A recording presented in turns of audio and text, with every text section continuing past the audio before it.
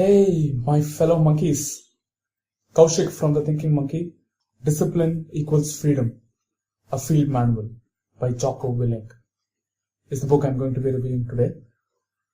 The title might seem a little contradictory, but I promise if you fully go through the book, it definitely means discipline equals freedom. The book is written by Jocko Willink. He's a retired US Navy SEAL who served in the Battle of Ramadi in Iraq in 2006. He has been serving the US military for 20 years. He also has a podcast called the Jocko Podcast, Jocko. The book Discipline Equals Freedom is his second book. The first book, Extreme Ownership, How US Navy SEALs Lead and Win, is also an excellent book. I would recommend anyone to go and buy that book also. These two books are very important in the sense that this book helps you become more productive with your life, and the initial book is specifically for entrepreneurs and people who are in leadership positions. I'll also leave a link for his podcast down in the description. So, going into the book is divided into two parts. First, he talks about various thoughts that come in our mind which drag us down from achieving our peak potential. The second part is actions that we can take to make sure that we are successful and productive in our lives. The appendix consists of high quality fitness routines for people in different levels of fitness, ranging from beginners to intermediate to advanced. So he urges people to get over a few negative thoughts in our minds. So I've categorized these thoughts into three different parts. One is totally negative thoughts. The second category is general mindset that instill a limiting mentality. The third one is to becoming the aggressor to make sure that these thoughts don't cross our minds, or fighting off those thoughts rather than preventing those thoughts, because no one can prevent thoughts. We don't know where thoughts are coming from. So the initial part, the purely negative intentions or negative thoughts that arise in our minds: procrastination, weakness, fear of failure, bad instincts, not feeling it, hesitation, regret, fear, darkness, overwhelm, death. So some of the ways to overcome these I'll go through. Procrastination, get things done here and now. Weakness is mainly temptation, getting over it. So the general theme that runs across all these thoughts is to get over them, asserting to your brain who is boss and not letting it control you.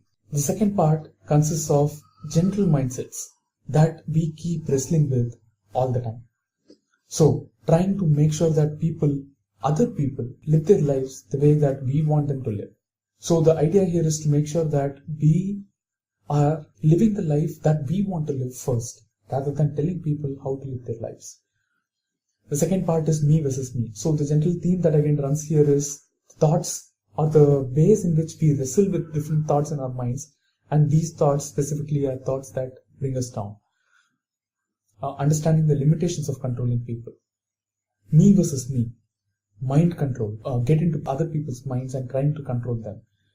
Focusing. Focus in this context, he means getting to the objective, finishing the mission rather than finishing primary objectives.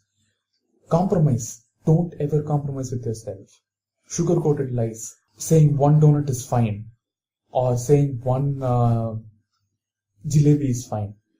Questions. Keep asking questions. Keep asking yourself some questions, harder questions, so that you answer those questions. Or if you're not able to satisfactorily answer those questions, make sure to work to make those answers satisfactory.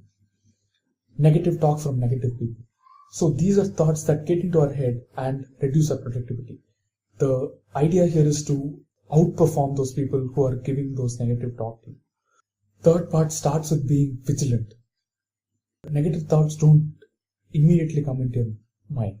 So they are incremental additions. So being vigilant of these thoughts helps us eliminate most of them. Going destroyer mode. Going destroyer mode means going on all-out war against our brain when it is bringing up negative thoughts. Persevering until the end through discipline. Discipline begets discipline. Will begets will. Fighting through things. Aggression. Aggression as in proactively going after victory. Aggression in this connotation doesn't mean that you have to go and beat up people. Here it means proactively achieving what you want to achieve. Going on the war path, drawing fire, holding the line when temptations get into your brain. Engage with these thoughts. And motivation doesn't come from the outside. Motivation that comes from the outside is fickle and doesn't last long.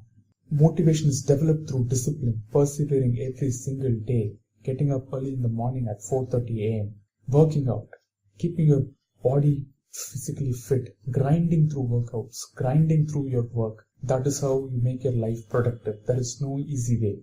We have covered the first part of the book. The second part talks about some of the actions. So here there are 4 categories, or we can categorize those actions into 4 parts.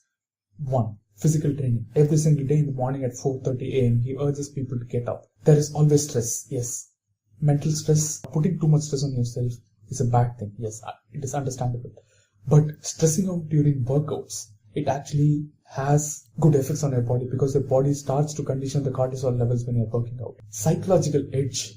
When you're working out or when you're getting up at 4:30 a.m. in the morning, your brain tells you that you're up before your adversaries and you have an edge over them. That gives you a mental mindset to push through, grind through the day. Sleep. Everyone needs 7 to 9 hours of sleep.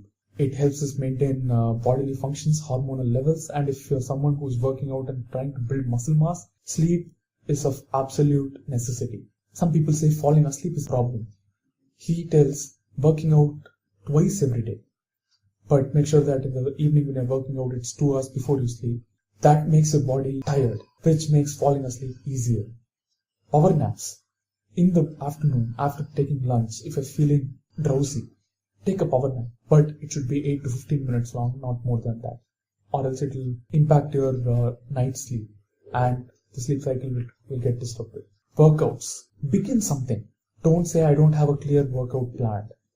Setting up a home gym is not very important, as in you can just have a pull-up bar if you're in the US. In India, pull-up bars don't fix on our doors.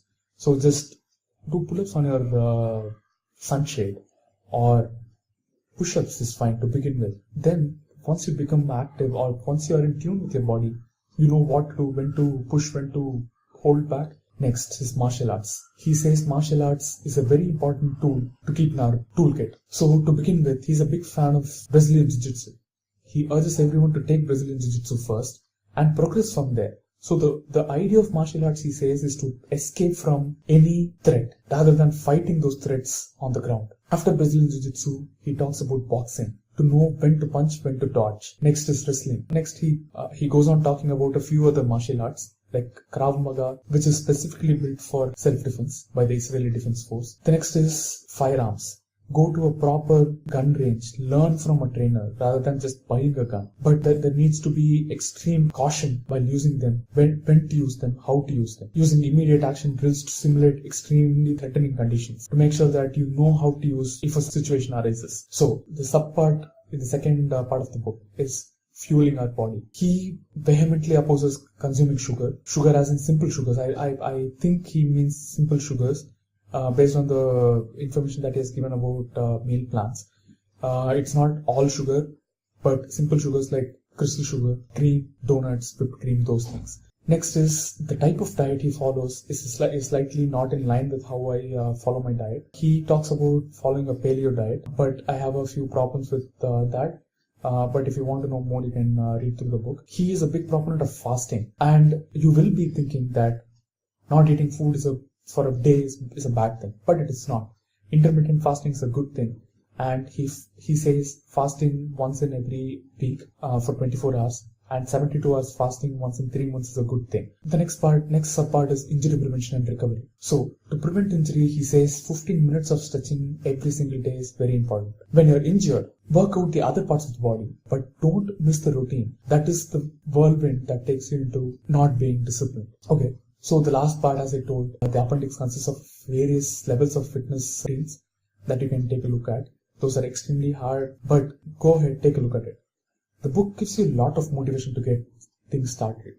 But as is mentioned in the book, motivation is fickle. Until and unless you have discipline and the will to persevere through those hard days, that is when you will succeed. This book is a bang for the buck.